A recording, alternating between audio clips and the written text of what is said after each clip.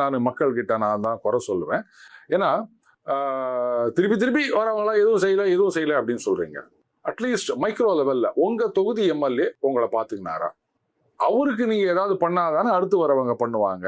இப்படி தொகுதிக்கு பண்றவங்களை எல்லாம் நீங்க தூக்கி போட்டு போயிட்டீங்கன்னா அதுக்கப்புறம் வரவங்க என்ன நினைப்பாங்க, ஆமா என்ன பண்ணாலும் இந்த ஜனங்க ஓட்டு போட போறது கிடையாது, இதுங்களுக்கு என்னத்துக்கு நான் என்ன பண்றது அப்படின்னு.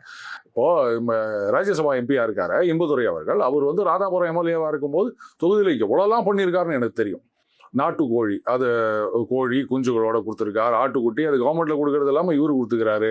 ஸ்கூல் பசங்களுக்கெல்லாம் கைடு, நோட்டு, எழுத புஸ்தகம் வச்சு எழுத டேபிள் அப்படின்னு எவ்வளோ விஷயங்கள் கை காசு போட்டு செஞ்சுக்கிறாரு.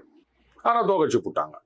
இப்போ நானாக இருந்தால் நான் சொல்லேன், உங்களுக்கெல்லாம் இன்னத்துக்கு நான் இதெல்லாம் செய்யறது, என்ன செஞ்சாலும் உங்களுக்கு நன்றி கிடையாது, ஓட்டு போட போகிறது கிடையாது, ஜெயிச்சா ஜெயிக்கிறேன், இல்லாட்டா 5 வருஷம் கழிச்சு அடுத்த ஜெயிச்சு போகிறேன் அப்படி தான் நான் போவேன். இப்படி தான் எல்லாரையும் நீங்கள் சொதப்புறீங்க.